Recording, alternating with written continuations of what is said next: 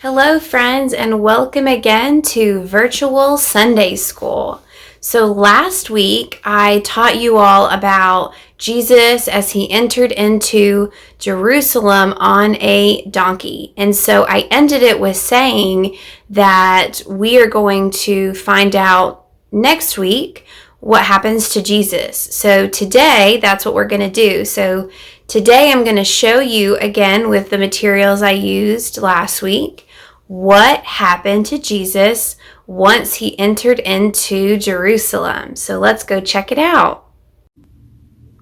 So here we have Jesus's disciples. So these are Jesus's 12 close friends who he trusted and admired most. They were afraid of what was going to happen to Jesus. So here's Jesus, and he's telling them it's time to go to Jerusalem for the Passover. But his friends were afraid. They said to Jesus, "Don't go. People in Jerusalem don't want you to live anymore." But Jesus said, "We must go." So the disciples came with Jesus as Jesus rode into Jerusalem, and they joined him at the table in an upper room that they found to have their Passover feast. So all of Jesus's 12 disciples are there in the upper room. And so Jesus had prepared a feast for them. And when the evening came to an end, as Jesus and all of his friends celebrated Passover, they were still afraid. Then Jesus said the words of the feast in a way that had never been heard before. Jesus took this bread and he broke it, and he blessed it, and he gave it to each of his disciples to take a piece, and he said, "Take, eat. This is my body broken for all of you." And then he took the cup and said, "Drink from this, all of you. This is my blood shed for all of you." So they passed the cup around and drank it.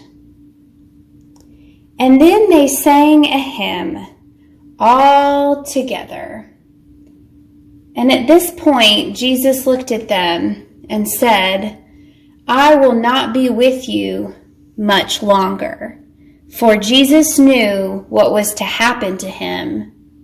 Jesus said, "One of you will betray me," which means one person will take Jesus and turn him in to the people that don't want him to be alive.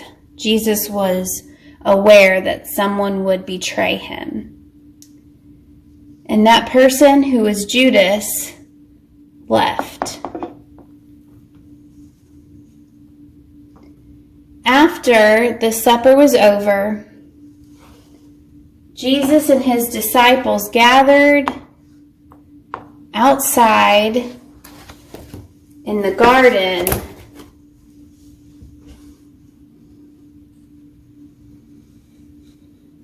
to pray.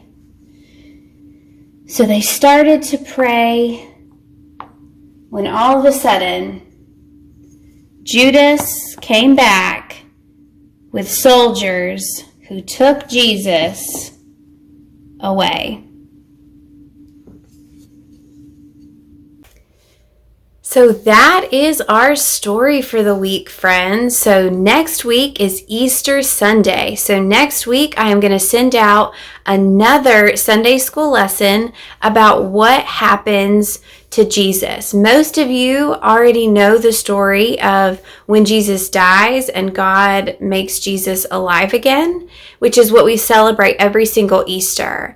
And so I am going to use the godly play stuff to show you what happened to Jesus once he was taken. So join us next week for virtual Sunday school as we finish the rest of the Easter story. Bye, friends. I look forward to seeing you again online.